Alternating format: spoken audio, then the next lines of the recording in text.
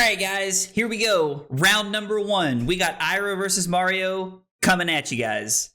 Let's get it on. Round 1 of the Talishar tournament is always my favorite. We always get like such good matchups round 1. It feels like I love like getting the tournament off started. And it's really interesting because we're getting started with Arachne Marionette versus Ira, which is not two heroes I thought we were going to see a lot of today. So I do love it. So we have Koi on the bottom, and we've got Dylan TCG Talk on the bottom. So we got another streamer going on today. Should be pretty fun. I think this is going to be a pretty interesting matchup. I don't really know, but I would have to assume that Mario is favored just based on the marking and all the nonsense and going into the web or whatever the heck it's all called. So yeah. Valk, my name is Zach, Z-A-C-K. I am with a K. So yeah. All right, so let's see. Dylan blocks, which I think makes sense. Then we have a Saver Bloodshed. Yo, is there any shot we're about to go flicking? Are we about to flick? Okay, no, okay. I was like, I would be really surprised if Koi actually flicked a dagger here on turn 0. That would be really, really surprising to me to be able to I would be shocked. All right, so we start off with the Kodachi, which makes sense. Kodachi for 2 because of Ira, which is really cool. I really like to see that, to be honest. So Kodachi for 2, and then it's Torrent of Tempo. Okay, so we have some mask potential go again kind of stuff. Also, something that's really important to note is that Dylan is on Tiger Stripe Shuko and not Flick Knives today. So this could be a really interesting day for what we're looking at here. I know that Dylan really likes the, ninjas, Katsu, Ira kind of stuff, so I'm not super surprised that that's what he's playing today. But it should be fun today. Yo, looking for a scrap? Okay. Looking for a scrap, looking pretty good. Like looking for a scrap here. When both players are just as high as they are in life total, these 1-for-5s with go again are pretty sweet. I don't know what Koi has in their arsenal, but we're probably looking for a scrap into dagger here to try to be able to mark. Yep, absolutely. So the dagger here, trying to set up that mark, trying to get that void, the web, whatever it's called. So. Okay. Yo, Codex to follow it up. I was not expecting. Codex looking pretty good, though. Trying to turn off those Kodachis for the turn. Looking pretty solid. And still setting up that 5-card hand. Yo, Dylan just throwing a Rushing River for 0 has to feel pretty bad. I feel like that is the bad beat story of Ira if I've ever seen one for sure. Shuko Invest is interesting. I do agree, Scoop. Yo, Simon, what's up, dude? How are you, buddy? Wants to keep a 5-card hand versus Disruption galore. I mean, yeah, listen, it doesn't work out that way very often, random. All right, so let's see. So, okay. So we've got yellow into Tunic and red. We're really trying to set up the mark here. I was like, Koi's really leaning into trying to get that dagger turned online. Mark of the Black Widow for 4. Okay, and we're really seeing why right here. Black Widow is from hand, right? Black Widow's from hand? Yeah, that's what I thought. Oh, and we have the shred. Yo, so we're going to get an extra card out of Dylan's hand. We're not going to be able to transform. We're not going to be rolling any dice today, although it's on Talishar. We're never really rolling dice, are we, I guess? But still, starting off pretty cool here. I really like the yellow shred there. The yellow shred looking really good against that Flick Flag. And then it's going to be Kodachi. All right. So Dylan trying to get set up here. Are we going to go Kodachi for 2? We are going to go for Kodachi for 2. I wonder if Dylan's plan today is just Kodachi 1-for-5. If that's his entire game plan today is just to try to outvalue old school Ira. Man, Ira got hurt so bad by the needle ban. The needle ban was pretty bad, right? I mean, don't get me wrong. I think it was healthy for the game that they got rid of needle when they did. But at the same time, it still feels bad, right? All right, so Kodachi. We got 2 chain links here. Sound the alarm. Yo, Dylan coming in with the rare from the Hunted here. Yo, I'm surprised to see this card's making the cut. I kind of like it, though. All right, let's see. We had a Sink Below, a Looking for a Scrap, a Command and Conquer, and a Reaper's Call is what was in Koi's hand. So we're going to give Sink Below. A card was put on the bottom of the deck. I imagine that Koi kept the Command and Conquer just because... I was he's going to get the mask, so we're going to Arsenal here off Ira, more than likely. So, Dylan chose not to Arsenal. I wonder if Dylan drew a bad blue, or if Dylan is, trying to have, the like foresight here to be like, you know what? No. Like, I know you got the Command and Conquer. I'm not going to give you the free value from it here. Give us another ninja weapon? Already, Valk? Already? So, okay, so you do like Sound the Alarm. I know you've been playing a lot of Ira, Simon, so it's like, as someone who's not played a ton of Ira, I'm going to take your word for it because I don't know too much about Ira. But, I mean, I've heard a lot of people say really good things about Sound the Alarm. Okay, so we put the stealth card in the bottom with our sync, and then it's Reaper's Call into Command and Conquer here. Dylan choosing to take some damage, actually, instead of letting Koi go into, like, the Void or the Web or whatever it's called. I can never remember. I can't remember. The Brood, that's what it's called, right? Yeah, the Brood, I think. That word sounds better to me in my brain as I'm talking about it out loud here. All right, so Dylan doing, Ira stuff. Kodachi. Starting with the Kodachi, just letting him have it. All right, so Koi takes the damage down to 32. Bittering Thorns for 5, looking solid. So now we're starting to see some more of those, like mid-range offensive cards, coming from Dylan, which I really like. Something like a Sensor or another Sound the Alarm could be really good. We have, quite a few options of things that Dylan could have here to finish off this turn that could be really solid. I also think it's really good to mention that, it's really good to force Koi to block here because Bittering Thorns is a 1 for 5 that basically has an on-hit effect of 1 for 6. Bittering Thorns did a great job in 5 for a long time and now seeing a lot of play in Ira. Interesting. So no mask here. No mask trigger here. All right. Interesting. I would have assumed that we wanted to throw our last card there, but it's probably more likely that Dylan had like a defense reaction he wants to arsenal. Kiss of Death. This is a scary, scary way for Koi to be able to start this turn out here. With Flick Daggers available, there might be a Tarantula Toxin in hand or an arsenal. We could have a lot of really powerful options that we're looking at here. Okay, so if it is Tarantula Toxin, one defense reaction will not cover this up because you take the Mauling Key down to basically having no block value, pump the Kiss of Death up to 6, and then we do have it. We do have the Tarantula Toxin. There it is. Flick Knives to mark you as well, meaning that we're going to get the Arachne Marionette text of this being for 7 and it being on hit go again. Into the Command and Conquer. Wow. Man, Koi is really putting together some powerful turns here. So we have Kiss of Death for 7 with Go Again because of Flick Knives' ability to use Hunter's Clave or Clive to be able to mark them, and then throw Command and Conquer for 6 to get a Favor Scene from hand. Incredibly powerful hand there, and just like that, Koi's back up 6 points, and Dylan only has 2 cards in hand. This has been quite a swing turn here. This is looking really, really good. This is looking really, really good. Hey, Dennis, good question, buddy. If you guys don't have opponents, you guys can just report it as a win after 10 to 15 minutes, and then we'll make sure we get them dropped after this round. Thanks for asking, though, Dennis. Good question. All right, so Kodachi for 1 into Kodachi for 2. Ira's signature move, it feels like. Although I feel like Ira's signature move is Kodachi for 1 into Needle for 3 is more accurate, but still, this looks pretty good here. Hopefully Dylan has like a 1 for 5 or something powerful to set up, but if I'm being honest, I feel like Dylan probably has a defense reaction he's wanting to arsenal based off of how he took damage off the Command and Conquer last turn. Lair of the Spider looking really good here to be able to mark Dylan from Koi, looking solid. Sensor, so it was not a defense reaction. So Dylan did not value the ability to keep Favor Scene overthrowing a Sensor. Interesting. I would have thought that the defense reaction carried more value in this matchup with all of the disruption that Koi has to offer throughout the course of the game. So I have to say I'm a little surprised here with what we're seeing. A little surprised. We're going to get a 1-card block. Looks like reactions maybe. Just a 1-card block from Koi. I wonder if Koi's willing to go down to 22 here and say, you know what? If you can name it, you can name it. Oh, here we go. All right, so Koi down to 22. Dylan gets to name a card.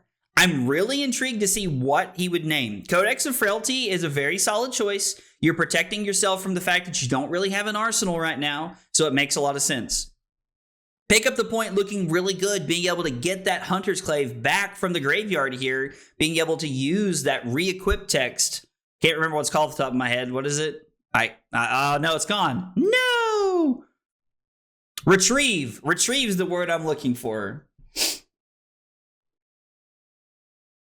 Okay, so Hunter's Clive, after the pick up the point, Dylan down to 16, saying no blocks here, using Tunic very effectively for Koi, and we do see the Codex of Frailty being pitched here, actually. Can't help but wonder what's in Koi's arsenal, and would he have been able to make a really big play here with the Codex of Frailty? Justin said, I'm surprised they didn't snaps to be able to use Flick Knives on the Kiss of Death that one turn. That would have been a really good play to be able to push some extra damage. But I think that Koi might be trying to save the Snapdragon Scalers for a turn when there's a little bit more of a brick effect going on. All right, so again, Kadachi, and there it is, Lair of the Spider. Being able to mark Dylan at instant speed. Sound the Alarm, though, looking really good here. No mask trigger, but Sound the Alarm looking really good. Koi has a blue Mark of the Black Widow, a Death Touch, and an Art of Desire body. Interesting hand. I'm curious to see how we play this one out. Is there any chance that it is Hunter's Clave pitching the blue into our arsenal? No. So we must have a reaction here. So Koi is choosing to say that the Mark of the Black Widow, even at blue, with more than likely the reaction that he has an arsenal, is going to be enough to not really want to throw the Hunter's Clive here. That Lair of the Spider really doing work by being able to mark Dylan on Dylan's turn. Just a Nick looking very, very powerful here. Man, Just a Nick I know is a card that's not seen as much play in some of these, marionette builds just because of the lack of targets that they have in the deck. But getting another Take the Tempo out of Dylan's hand, that's 2 of them gone so far, and it's only turn 8. So a lot of the, powerful 1-for-5s we've been blocking with so far. All right, so it's going to be Kadachi. Dylan does use Blood Splattered Vest here to be able to gain a resource. So then it's going to be Kadachi for 2, and you can't help but think that this probably means it's going to be Command and Conquer on the back here. Yep, Command and Conquer on the back makes a lot of sense. Really trying to force that mask trigger and try to, really get a lot of damage going here. Part of me wonders if maybe it would have been better to go Kadachi for 1 into Command and Conquer for 7, maybe. That breakpoint on the, Arsenal Disruption could be really, really good right here. But we'll see how Koi defends and what Koi has going on here. Because without any resources floating, there's not really any tricks or anything that Dylan could use unless we're on like a lunging press or a nip at the heels from the new set, The Hunted here. Could be really, really interesting. Could be something really fun that we could see come off the back here of some of the cards that Dylan might be playing. Nip at the heels would be really interesting. I doubt it, but it would be really, really interesting. All right, so Koi just kind of having a think here. Just kind of taking a moment to kind of let the turn set in. These players have plenty of time. We're only 16 minutes into our round here.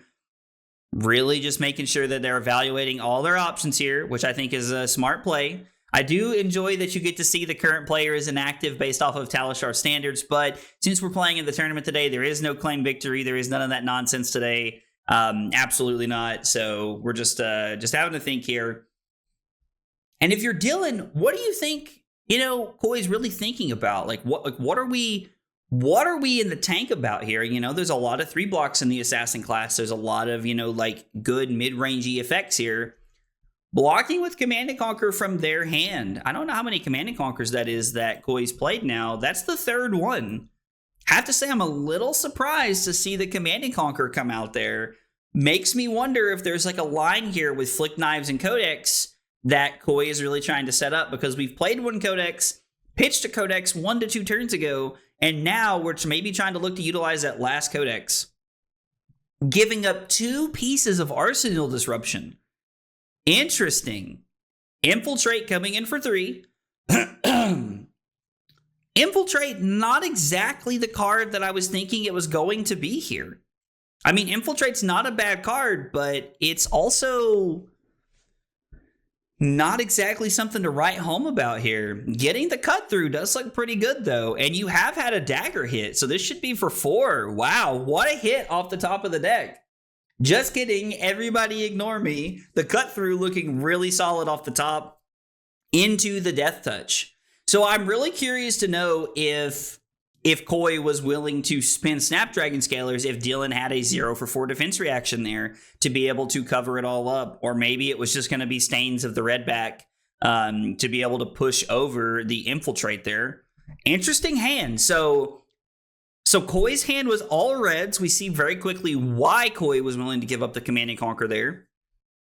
Dylan blocking with a card from hand, his chest, and the arm piece there. Seeing Shuko and the Blood Splattered Vest eat the dust there to be able to try and protect Dylan's life total, because Death Touch, when you're at 6, it is lethal. And on top of that, if for some reason Koi did decide to give a Blood Rot Pox token, we could be looking really close to the end of the game here.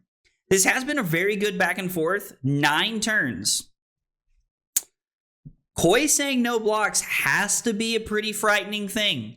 That would scare me personally. Pick up the point, pitching a blue. Every time that Koi has flicked a dagger, we have had a pick up the point in the following hand. You're really seeing a lot of value off of this retrieve mechanic here. And Dylan just throwing the farm here over the last 2 turns. But the Tarantula Toxin to come over the double Tarantula Toxin. Oh my gosh. Okay, there is a sink below. I was like, you're telling me that this is how we're going to win. This is how the game ends off the back of double Tarantula Toxin on a Hunter's Clive. Did not see that one coming. Dylan just down to 4. Koi flips into Black Widow. Things are coming up Koi right now. Everything's kind of coming up Koi right now. Being able to flip into Black Widow when you're kind of already winning the mid-range battle is really good here. Plus, it means that Koi is able to save the Mask of Deceit for another turn to be able to put something really good together here. Tarantula Toxin is a very powerful card, and we're seeing the power of Ira here and Cut Through. Cut Through being a 0 for 5 right now when you pair it with the fact that the Kadachi hit and the Ira text box. Being a 0 for 5 is very powerful, especially when your opponent's only at 8. Which leads me to believe that Dylan could very potentially have a solid 1 for 5 here. Dylan could have another Command and Conquer he wants to follow this up with. Maybe there's an Erase Face. I'm not exactly sure on all the 2 for 6s that are played inside of Ira, but we could definitely see a very, very powerful turn right here. Again, Koi realizing that they have plenty of time, taking a breath, making sure they're looking at all their options. It feels like Koi is in the driver's seat right now, and I think Koi's just kind of making sure that, we're not going to lose to something. I am very surprised to see Mask of Deceit here. I wonder if we're going to flip or if this is just a block 2. Since Dylan is marked, they do get to pick. Koi does have the choice here of picking exactly which Arachne, and it's going to be Tarantula. This is when a dagger hits, they lose a life. Okay, so you're going to have to give at least 1 card here, Koi, just to stay alive.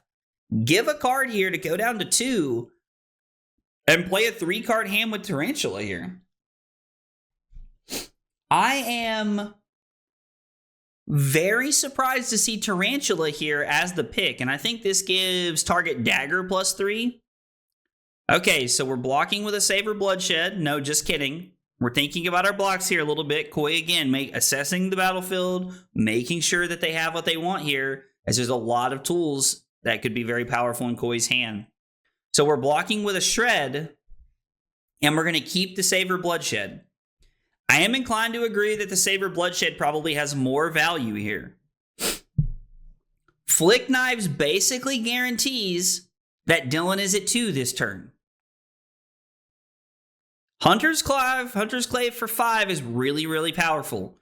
We're going to see 2 cards here from Dylan, I imagine. We cannot let this hit. A Tarantula Toxin here probably just ends the game. Would be the 3rd one here. Okay, Tunic into the other's Hunter's Clive is really powerful. If Dylan takes this, he goes to 2, which means he's dead to Flick Knives. So Koi gets to draw a card. Tarantula puts Dylan down to 2.